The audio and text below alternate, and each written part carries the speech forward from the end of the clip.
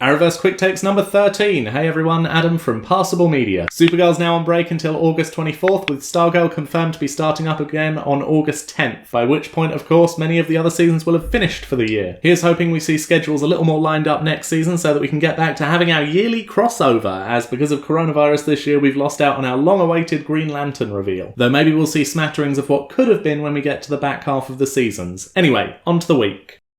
Batwoman Season 2, Episode 14, and Justice for All. This one's a big one, and a lot happened with Jacob and Mary, Sophie and the Crows, the A-plot of the zombified snakebite, Alice confirming that Cersei was in fact Kate and working to restore her memories, and Ocean killing Nigma, Ryan and her sort of girlfriend, and half the cast being in prison for half the episode. Oh, and Luke getting shot. The big takeaways are that Tavaroth has no qualms about killing civilians and somehow holds more respect among the Crows than Sophie, so following the events of the episode, she quits. This could mean more time with the Bat family going forwards. A solid chunk of the episode is spent with Ryan, Luke and Sophie in prison, and it pushed the racial justice angle pretty hard, a little too hard to hold my attention if I'm completely honest. The gist is that Luke had the right idea when dealing with the police, and Ryan has gone back to needing to wind her neck in, and Sophie should have flashed her goddamn badge. I'd have hung around more on the point of Luke getting shot were it not for the fact that we've now seen behind the scenes footage of him dressed as Batwing.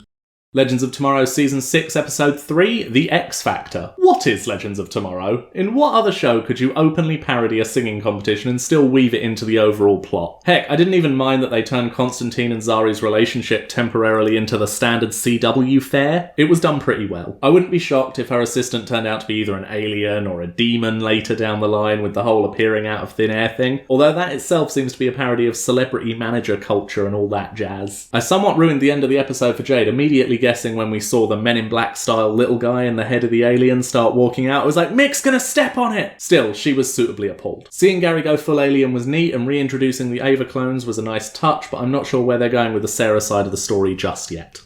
Black Lightning Season 4, Episode 12, The Book of Resurrection, Chapter 1. Holy crap, this was the penultimate episode. Khalil killing Ishmael so unceremoniously was great, as was seeing his venom power used in a slightly different way to usual. At first I was like, well, they've already done a death fake out with Jen this season, and another with the entire powered cast, so they're not going to do it again. But it being the last episode next week does mean that we're playing with slightly different rules. To be fair, I don't think they're going to go the same route as Arrow and kill off the main character right before the end, not least because it kind of invalidates Jefferson's revenge arc if he just dies in the same way that his father did. Point is, Khalil can't help because of Painkiller, which means that it would be Jennifer, Anissa and Grace against Tobias, which seems like a Tobias win if I'm honest. Not that Jefferson would make much of a difference in that regard. I'm not quite sure how they're going to wrap everything up in the space of an episode, but I guess we'll see. The Flash Season 7 Episode 10, Family Matters Part 1. On the subject of death fake-outs, that one won't make sense if you're watching the short version, but just go with it. Everyone except Barry, Cisco and Chester are dead, leaving Beating, Dion and Nora down to just those three. If I had to guess, which I suppose I do, I'd imagine that the episode will involve Barry finally getting through to Dion and reviving everyone else in the same way as with Alexa, although in theory that should only work for the Forces and Iris. There's always time travel, the Flash fix-all, but that again relies on having Dion on side. As far as actually beating the Speed Force, I couldn't say, but I would imagine that the arc will end with Barry becoming the embodiment of the Speed Force in the same way as Dion, Alexa and Bashir are for theirs. Also, mum, dad and kid metaphors that continue to be thrown around in this episode continue to be super weird, just saying.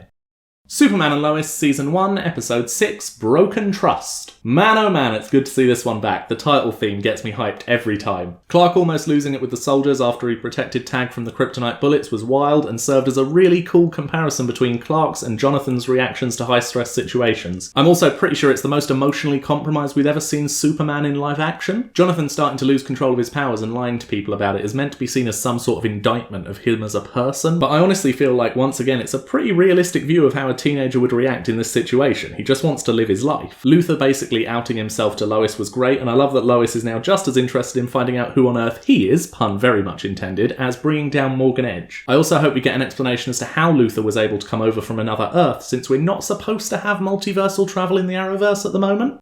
Woo! Roll on next week. Same shows as this week, one finale and one arc ending. It's going to be a big one.